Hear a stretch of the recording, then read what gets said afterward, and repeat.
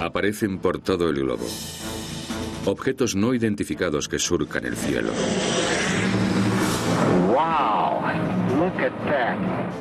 Las cámaras de los videoaficionados lo graban todo.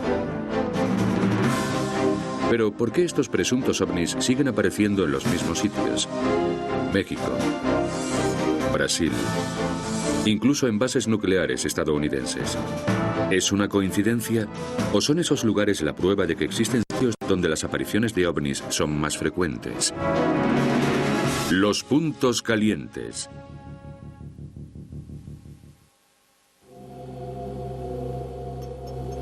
Sao Paulo, Brasil, 1988.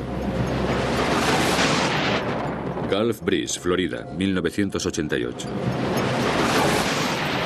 Las Vegas, Nevada, 1990. Ciudad de México, México, 1991. Wow, whatever it is, it's something strange. ¿Qué tienen en común estas ciudades? Que en ellas se han producido tantos avistamientos que se las denomina lugares de aparición de ovnis. Un lugar de aparición de ovnis es una zona en la que se ha producido un gran número de avistamientos de naves aéreas extrañas o anormales no identificables. Es un hecho reconocido desde hace tiempo que los avistamientos de ovnis tienden a producirse en oleadas. Es decir, que hay zonas de un país o del mundo en las que se incrementa el número de apariciones por alguna razón desconocida. Hay teorías que explican por qué esas zonas parecen atraer a los ovnis. Para algunos, el motivo está en las fuerzas naturales de la Tierra, como los volcanes y los terremotos. Parece que los ovnis nos observan. Los ovnis tienen que acudir a ciertos sitios por algo que ocurre allí en un momento determinado. Una de las cosas que parecen estimular la actividad de ovnis son las catástrofes naturales. Sin embargo, otros creen que el origen de estas apariciones está en el comportamiento humano. Una de las cosas que ocurren en los lugares de aparición de ovnis es que una vez que alguien se da cuenta, los demás también empiezan a verlos.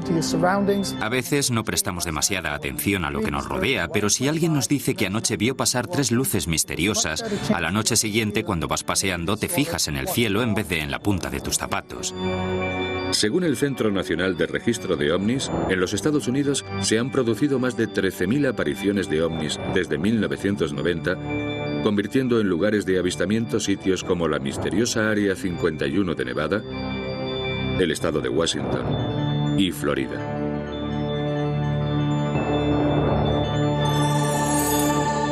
Sin embargo, los informes de avistamiento de ovnis que llegan de lugares tan distantes como Quito, en Ecuador, Haifa, en Israel, Stuttgart, en Alemania, y Sydney, en Australia, demuestran que Estados Unidos no es el único sitio donde se producen visitas inexplicadas. Mucha gente no se da cuenta de que los ovnis no se ven solo en Estados Unidos. Se ven en todo el mundo. Brasil es uno de los países más visitados. Con 549 avistamientos, Brasil fue en 2001 el segundo país con mayor actividad de ovnis después de Estados Unidos. Y a diferencia de Estados Unidos, donde los informes sobre ovnis son tradicionalmente recibidos con escepticismo, Brasil se ha mostrado más receptivo a lo largo de su historia. Incluso se han llegado a producir investigaciones gubernamentales públicas. Normalmente, los países sudamericanos están más abiertos a este tipo de cosas. Se trata de culturas más tolerantes con las percepciones y las emociones de las personas. Están más abiertos a sucesos que pueden ser en parte reales y en parte místicos. No tienen convicciones tan estrictas contra los informes sobre experiencias extrañas o paranormales. Además, en ellos predomina un tipo de religiones que acepta la existencia de ángeles y santos y la idea de que existan visitantes poderosos que vienen desde muy lejos es más fácil de aceptar. 15 de octubre de 1957. En Brasil tiene lugar uno de los primeros informes del mundo sobre una supuesta abducción por alienígenas. Antonio Villas Boas era un hombre joven. Conducía un tractor por el campo. Afirmó haber visto un objeto bajar del cielo y aterrizar cerca. Le saludaron unos alienígenas que le llevaron a bordo y le lavaron con una sustancia que olía muy mal y le hizo vomitar. Más tarde pensó que podría haberse tratado de algún desinfectante. Mientras estaba en la nave, una alienígena hembra tuvo relaciones sexuales con él.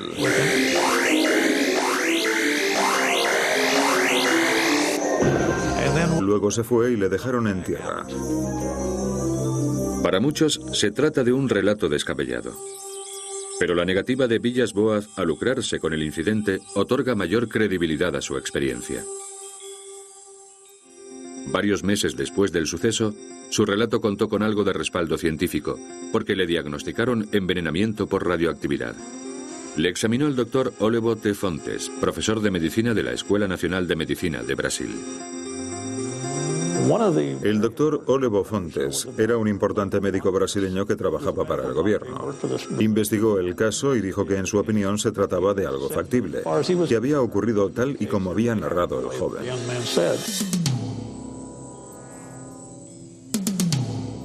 Menos de 6 meses después de la presunta abducción de Villas-Boas, la Marina brasileña tuvo un encuentro bien documentado con un ovni.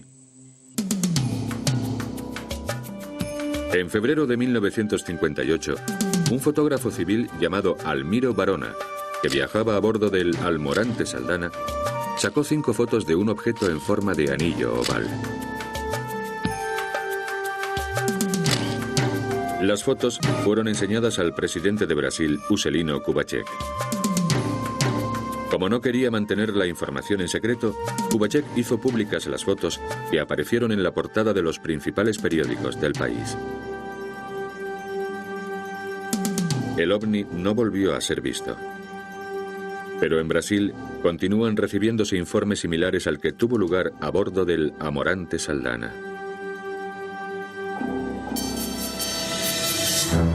A mediados de los años 90, los ovnis de Brasil volvieron a ser portada en todo el mundo.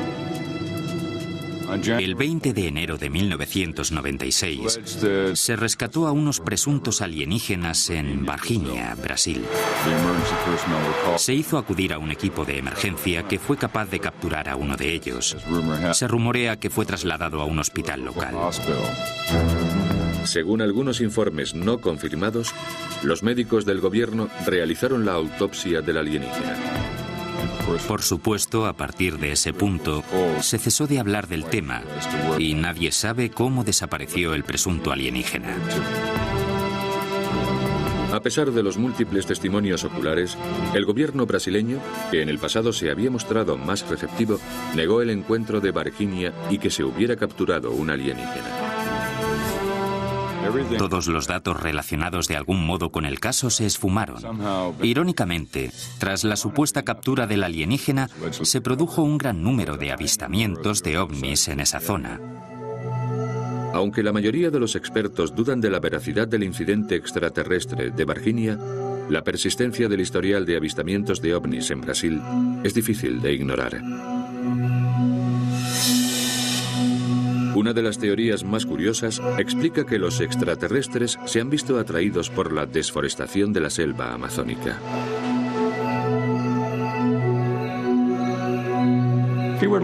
Si se contempla Brasil desde el espacio, se observa que una extensa zona del país está en llamas. Están quemando la selva amazónica. Eso va a cambiar toda la ecología del planeta.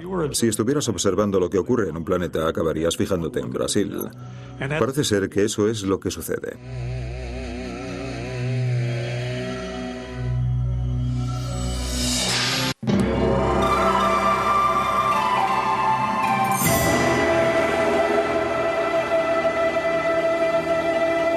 México es un país con un pasado sagrado.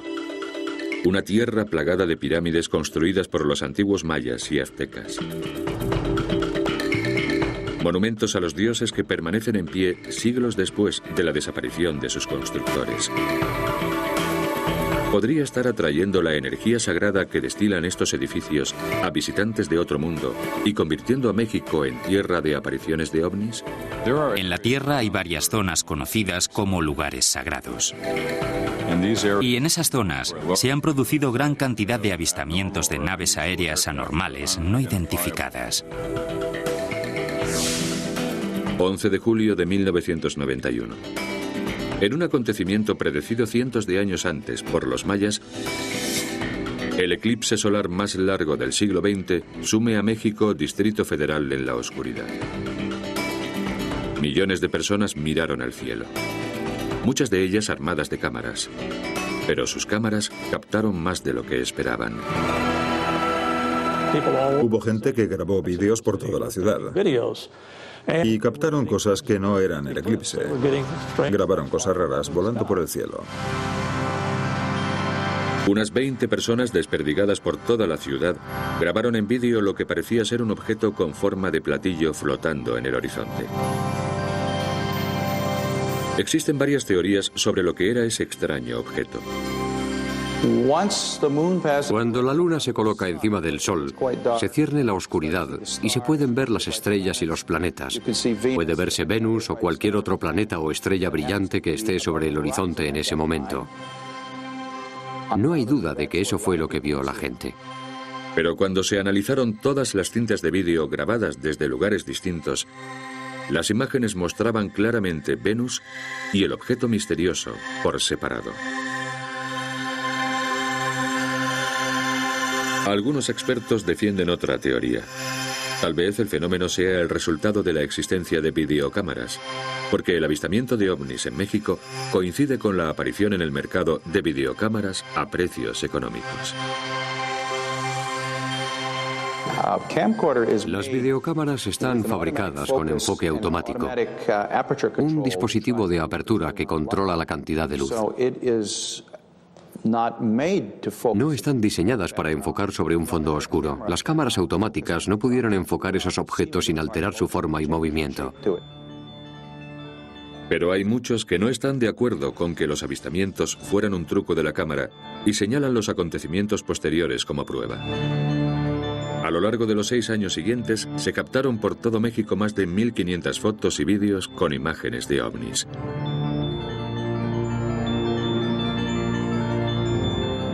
Muchas de las presuntas apariciones de ovnis tuvieron lugar junto a pirámides mayas y aztecas. Una zona que registró muchos avistamientos es Tepoztlán, un pueblo turístico a unos 90 kilómetros al sur de la capital. Según el experto en ovnis Carlos Díaz, el 60% de sus habitantes aseguran haber visto un ovni. Y los controladores de tráfico aéreo de la zona confirman que en ese lugar el radar detecta objetos no identificados con frecuencia. Tepoztlán es famosa por las ruinas de una pirámide azteca del siglo XIV. Para algunos investigadores, los lugares sagrados como este representan centros de fuerza que atraen la actividad de los ovnis. En el mundo hay muchos centros de fuerza donde ocurren ciertas actividades geológicas y fluctuaciones de los campos. Se les puede llamar portales o vórtices. En ellos se registra mucha actividad extraterrestre. Algunos creen que los extraterrestres han empleado esos portales para entrar en nuestro mundo. Y también creen que fueron los responsables de la construcción de algunos de los antiguos lugares sagrados del mundo, como la Gran Pirámide de Giza, en Egipto.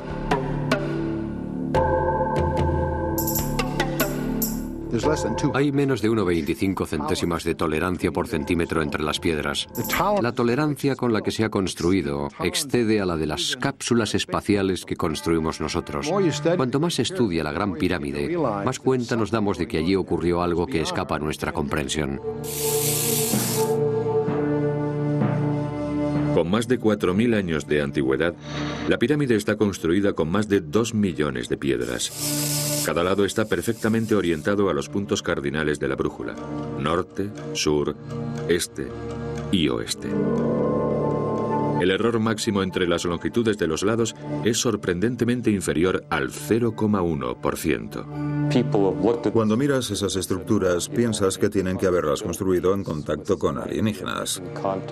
Algún extraterrestre tuvo que ayudarles de algún modo. Otra teoría es que los antiguos arquitectos que construyeron las pirámides y los presuntos ovnis que los visitaron estaban conectados mediante unas fuerzas de energía geomagnética llamadas líneas de situación. Una plantilla en forma de parrilla que recubre toda la Tierra. Las líneas de situación son geométricas.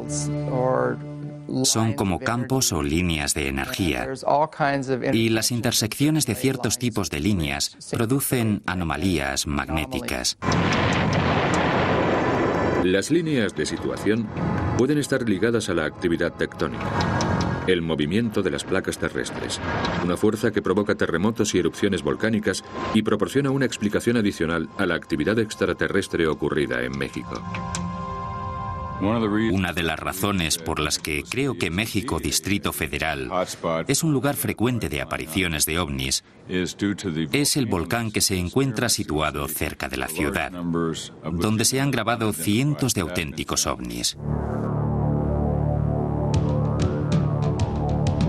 Cerca del Popocatépetl, el volcán de la capital, se han registrado muchos casos de avistamiento de ovnis. Han mantenido una cámara instalada en el volcán desde que entró en erupción. Y en las imágenes captadas han observado con claridad objetos en forma de disco. Algunas personas lo han intentado explicar diciendo que eran rocas que lanzaba el volcán, que siguen una trayectoria aerodinámica de vuelo y parecen volar aunque no lo hagan. Cuesta creerlo si se observa la dirección que llevan. Se dirigen bajando hacia la montaña en vez de venir subiendo desde ella. ¿Por qué flotan los ovnis sobre los volcanes? Una teoría explica que en los lugares con alta actividad geológica, los niveles de hidrógeno pesado, o H3O, son muy elevados. El H3O tiene un átomo de hidrógeno adicional que puede dividirse y emplearse como combustible o como energía. Con la división de esa partícula se puede producir un efecto de fusión. Es posible que los alienígenas necesiten ese tipo de energía para poder propulsar sus naves a través de la atmósfera. Tal vez los ovnis se interesen por México como gasolinera intergaláctica y no por sus antiguas edificaciones sagradas.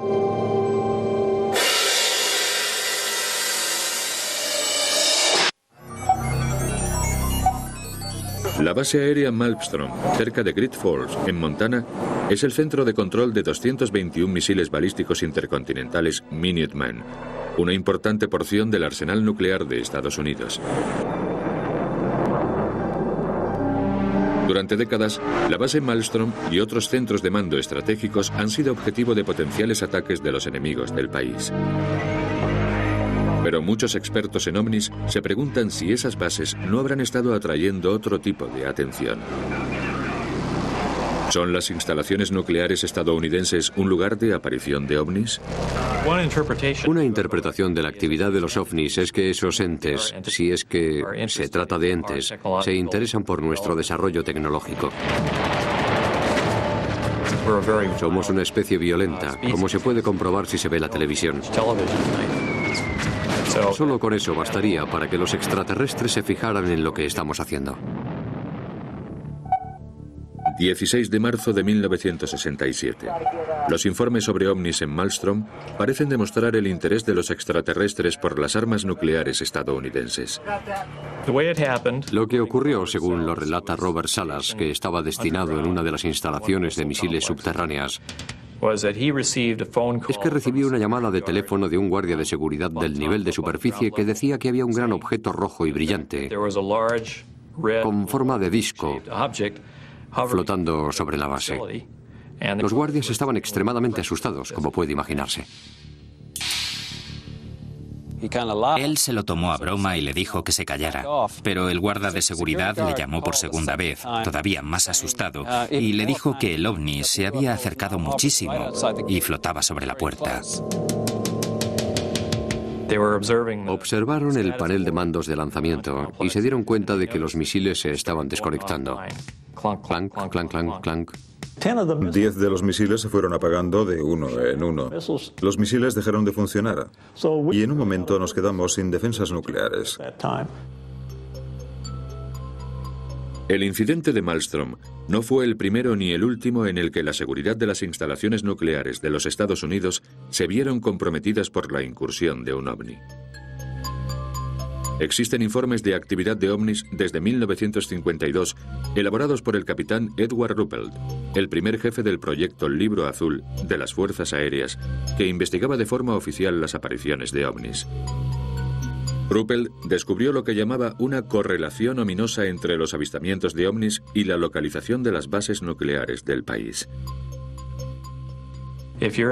Si estás en el ejército y alguien muestra interés por tu capacidad estratégica, la situación es alarmante. Provoca que surjan preguntas sobre la seguridad de la nación. Se produjo una investigación para determinar lo que podría estar ocurriendo. La empresa Boeing fabricó parte del equipo que se utilizó en las investigaciones. El gobierno de Estados Unidos se involucró directamente en el tema. La razón por la que se apagaron tantos misiles simultáneamente es un misterio. Lo único que descubrieron fue la existencia de un pulso electromagnético que podría haber fundido los componentes electrónicos de los misiles. Sin embargo, no se relacionó el pulso electromagnético con la presencia de un ovni en las instalaciones. De hecho, se descartó la presencia de un ovni en las inmediaciones. No tenemos pruebas válidas de que hubiera un ovni allí fuera. Nadie sacó fotos ni vídeos concluyentes. Solo contamos con el testimonio de alguien que dice que vio una luz roja en el cielo. Pero la fuente del pulso electromagnético, una onda de radiación que interfiere con el funcionamiento del equipo electrónico, permanece sin determinar. Y el gobierno no ha explicado nunca por qué dejaron de funcionar tantos misiles a la vez. Es importante tener en cuenta que esos misiles están diseñados para funcionar con sistemas independientes. Si hay algo que afecta a un misil, no tiene por qué afectar a los demás, porque operan totalmente por separado. Lo que fuera que causó este efecto fue capaz de desconectar toda una serie de misiles que estaban desperdigados por una gran área geográfica alrededor del complejo de control de lanzamientos. Menos de 10 años después, 5 bases aéreas estratégicas, incluyendo Malmström, quedaron en situación de alerta de alta prioridad como resultado de varios avistamientos de ovnis sobre instalaciones de almacenamiento nuclear. En 1975 se produjeron apariciones de ovnis en muchas bases aéreas situadas a lo largo de la frontera canadiense, en la de Falcon Bridge en Ontario, Canadá, en la base aérea de Loring en Maine, en la de Wharton en Michigan, en base aérea Minot de Dakota del Norte y en la base Malmström de Montana. Algunas de ellas se explicaron diciendo que eran helicópteros y de otras se dijo que eran objetos no identificados. A algunas se las llamó ovnis, pero en general se dijo que el espacio aéreo de las bases aéreas había sido violado al azar por una serie de naves que no deberían haber estado allí. En cada una de las bases, los informes oficiales contienen relatos de testigos visuales de los ovnis, y además las apariciones fueron registradas por el radar. En todos los casos, los ovnis flotaron sobre los almacenes de armas nucleares de cada base durante unos 40 minutos. Todos los intentos para identificar los ovnis desde tierra o desde el aire con aviones caza fracasaron. Los informes de las incursiones fueron trasladados al comandante en jefe del NORAD, el Mando de Defensa Aérea norteamericano, y se llevó a cabo una investigación. Inicialmente se creyó que lo que podían ser los objetos no identificados que volaron sobre las bases aéreas del Tercio Norte eran aeronaves rusas o de algún otro enemigo. La única información que tenemos es la de los testigos oculares que describieron unos objetos que flotaban en el aire de forma extraña. Eran de color rojo y que brillaban. Y no se parece a ningún tipo de tecnología que tuvieran los soviéticos en aquella época.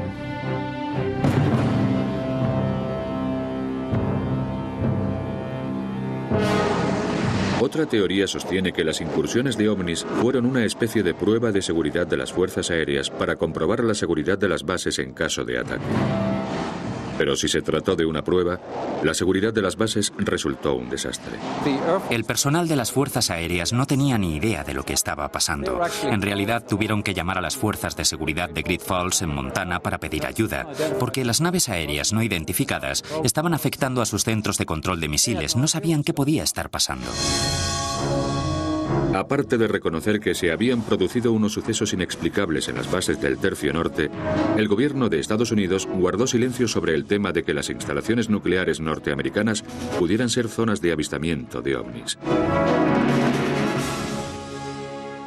Que yo sepa, no se publicó ningún informe explicando lo que sucedió. Es un misterio. Y en lo que respecta al gobierno, siempre será un misterio.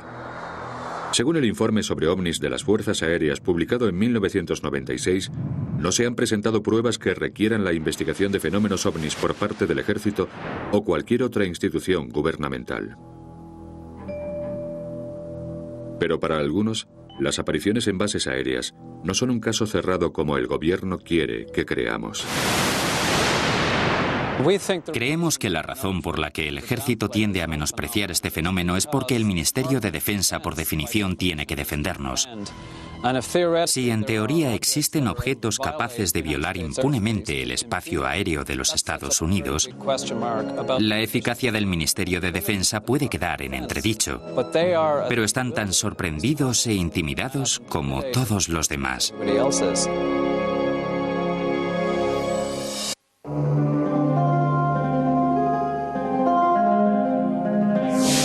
El 11 de noviembre de 1987, Ed Walters, un constructor de Gulf Breeze, en Florida, está a punto de experimentar el fenómeno ovni de primera mano. Como relataría más tarde, Walters vio por la ventana lo que creyó que era un ovni. Cogió su cámara Polaroid y salió fuera. Se las arregló para sacar una foto de lo que parece ser una nave brillante, en forma de cúpula, de color gris azulado, flotando a 90 metros sobre el suelo. Desde 1987 hasta 1992, el pequeño pueblo de Gulf Breeze, en Florida, se hizo famoso por sus apariciones de ovnis. Cientos de testigos oculares afirman haber visto objetos extraños y luces inexplicables en el cielo. Pero los avistamientos de Gulf Breeze han sido muy polémicos y muchos creen que se trata de una estafa. Ed Walters es quien está en el ojo del huracán. El 19 de noviembre de 1987, 8 días después del presunto encuentro de Ed Walters con un ovni, el periódico Gulf Breeze Sentinel publicó 2 de sus 5 fotografías. A la noche siguiente, Walters afirma haber visto otro ovni y sacado 4 fotos más. Pero decide no publicarlas. Sin embargo, la fiebre de los ovnis se apodera de Gulf Breeze. A finales de noviembre se produce una lluvia de apariciones. Los lugares de aparición de ovnis son muy intrigantes. Son lugares donde se producen múltiples avistamientos. Una persona ve algo y a continuación varias personas más ven lo mismo. Parece que la primera persona que se da cuenta abre la veda para que otras afirmen que también han notado lo mismo. En el curso de los 4 meses siguientes, Walters saca más de 20 fotografías de una extraña nave en más de 10 sitios diferentes. Incluso el 28 de diciembre de 1987 graba un vídeo de 1 minuto y 38 segundos con imágenes de un ovni. Walters, que al principio quiere permanecer en el anonimato, se convierte enseguida en el hombre más famoso de Gulf Breeze. Pero no es el único que ve cosas raras en el cielo por la noche. Ed Walters no es el único que ve cosas en la zona de Pensacola y Gulf Breeze. En ese área se producen más de 130 apariciones de ovnis ante más de 200 testigos. Ed Walters solo participó en 34 de esos fenómenos. Pero fueron Walters y sus fotografías los que atrajeron la atención de la MUFON, una asociación sin ánimo de lucro que estudia el fenómeno ovni. En febrero de 1988, la MUFON proporcionó a Walters una cámara a prueba de manipulaciones para autentificar sus experiencias extraterrestres. Se trataba de una cámara con lentes múltiples que podía sacar más de una imagen a la vez. Compramos película nueva, la metimos en la cámara y la certificamos como nueva. Luego la cerramos y la sellamos con cera. Le dimos la cámara a Walters y sacó varias fotos. Después la abrimos bajo estrictas medidas de seguridad y revelamos las fotos. Y encontramos imágenes que era imposible que hubiera podido falsificar. A finales de 1988, 7 investigadores diferentes de la MUFON analizaron las pruebas de Gulf Breeze. Los análisis meteorológicos y visuales concluyeron que era probable que Walters hubiera sacado las fotos en los días y a las horas que pretendía. El propio Walters superó una batería de exámenes que incluían 2 pruebas de polígrafo. La MUFON se quedó satisfecha con los resultados y autentificó oficialmente las apariciones de Gulf Breeze.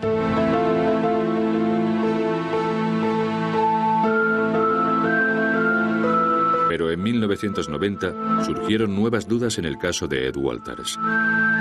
Primero, se encontró una maqueta parecida al ovni que había visto Walters en el desván de su antigua casa de Gulf Breeze.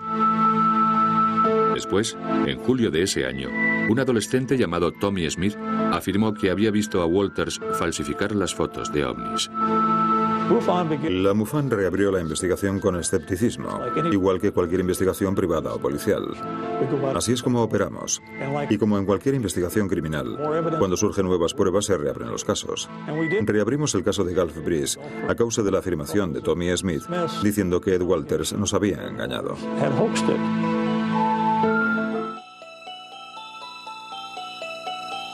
La MUFON envió a 2 nuevos investigadores, Rex y Carol Salisbury, a Gulf Breeze. Los descubrimientos de los Salisbury indican que Ed Walters alteró las fotos, especialmente la número 19, que muestra el reflejo de un ovni sobre la superficie de una carretera. Los Salisbury creyeron que la foto fue hecha con una maqueta pequeña y exposición doble. Pero sus conclusiones fueron rechazadas por la MUFON. Creyeron que las demás apariciones de Gulf Breeze eran auténticas. Lo confirmaron en sus informes. A quien no creían era Ed Walters. La MUFON les despidió y envió a otra persona a verificar la autenticidad de la aparición. El nuevo investigador Gary Watson cuestionó la veracidad del testimonio de Tommy Smith. También afirmó que la maqueta de ovni hallada en el desván de la antigua casa de Walters había sido colocada allí por alguien que quería desacreditarle. Watson concluyó que la historia y las fotos de Ed Walters eran auténticas. A pesar de la polémica sobre los avistamientos de Walters, en Gulf Breeze continuaron surgiendo nuevas apariciones de ovnis. En vez de asemejarse a naves espaciales, las nuevas apariciones tenían características diferentes. Vimos varios tipos de luces. Grandes globos rojos, pequeñas luces blancas, luces que maniobraban, luces que flotaban, que pasaban fugazmente o que desaparecían.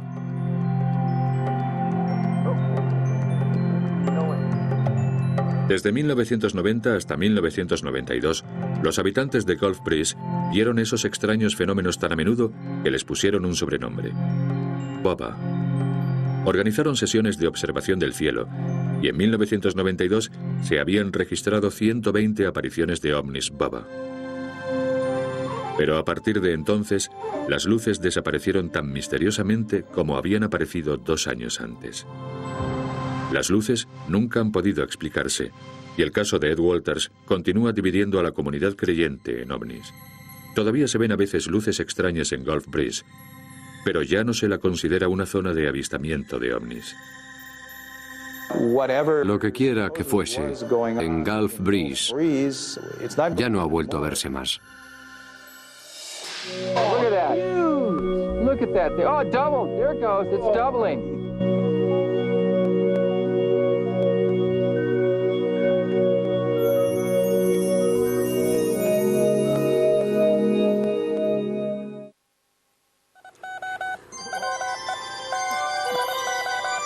Invierno de 2002. En lo profundo del desierto de Mojave, una presunta zona de aparición de ovnis, una luz intermitente envía una señal de esperanza en código Morse a las estrellas. Hola. Somos pacíficos. El doctor Colm Kelleher y sus colegas del Instituto Nacional de Ciencia de Descubrimiento, o NIDS, está buscando señales de vida inteligente en el universo.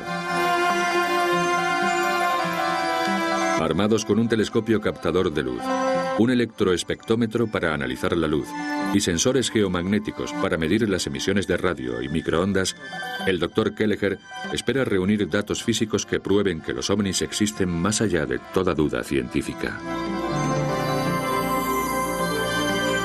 El objetivo principal es obtener datos físicos de los ovnis, y creo que solo una persona que lleva mucho tiempo trabajando en este campo puede apreciar la gran dificultad que existe para obtener datos sobre ovnis, porque nunca se sabe cuándo van a aparecer, ni cuánto tiempo van a quedarse, ni dónde van a presentarse.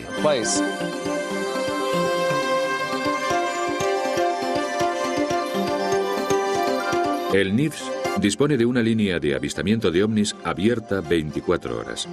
Y aunque el 95% de los casos de los que se informa resultan ser OVIs, objetos volantes identificados como aviones o globos meteorológicos, existe un 5% que desafía toda explicación. Y ese 5% es el que interesa al Dr. Kelleher. Si recibimos una serie de informaciones en 5 o 6 meses o incluso un año en una misma zona, en el mismo lugar, con diferentes testigos que lo corroboran, nos tomamos la información en serio. Un presunto lugar de aparición de ovnis que se está tomando en serio en la comunidad que investiga los ovnis es la zona de Yakima y el Monte Adams al sudoeste del estado de Washington. La Reserva India de Yakima, Washington, parece llevar ya varios años siendo un lugar de aparición de ovnis.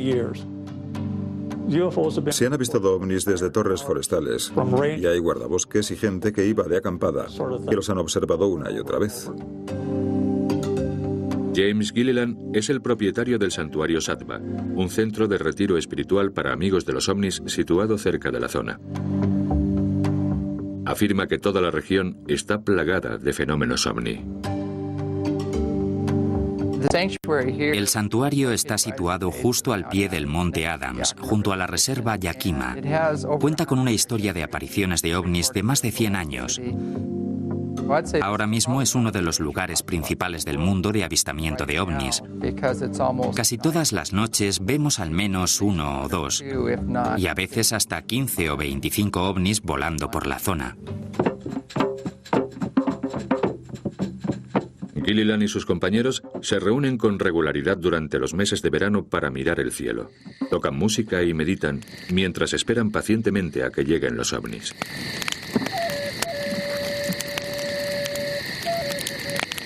Buscan a gente con una espiritualidad muy definida, de buen corazón, que ame a su prójimo, a la humanidad y a la tierra.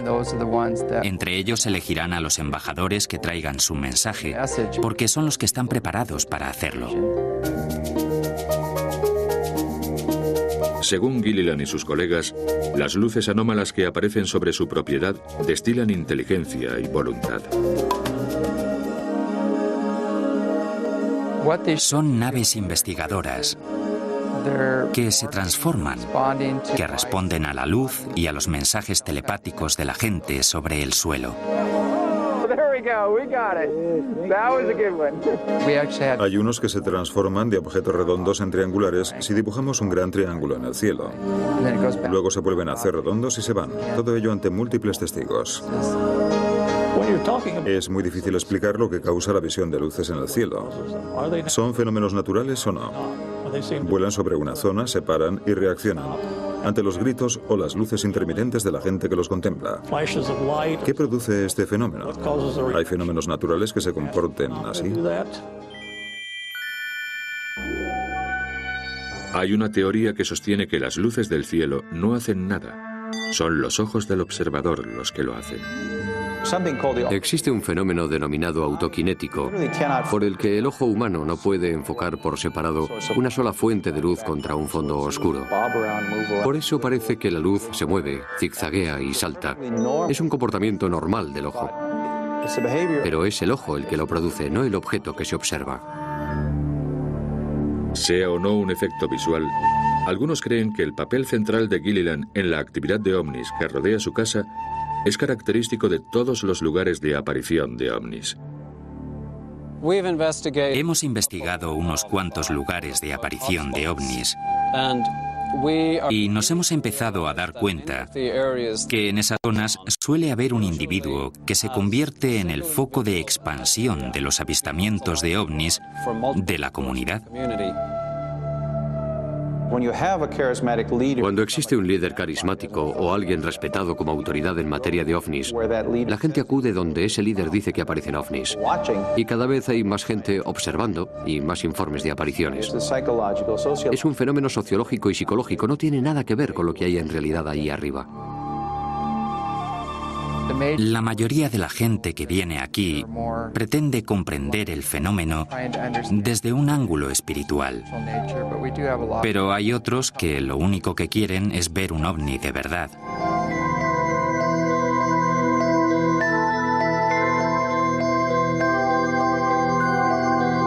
La existencia de fenómenos extraños y a menudo inexplicables en el cielo nocturno es innegable. Pero la razón por la que se concentran en determinados lugares en épocas concretas, creando zonas de aparición de ovnis, queda sujeta al debate.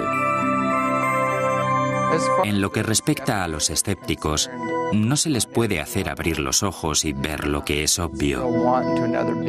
Les hemos mostrado vídeos de naves volando detrás de los árboles, aterrizando en la montaña, haciendo cosas increíbles, como giros de 180 grados a miles de kilómetros por hora, y nos responden con las clásicas respuestas. ¿Son meteoros o satélites? Es increíble. No queremos sentir que estamos solos en el universo. No queremos creer que la vida no tiene sentido. No queremos sentir que allí fuera no hay nada misterioso. Los seres humanos queremos que nuestras vidas sean emocionantes. Pero que algo sea emocionante no lo convierte en verdadero.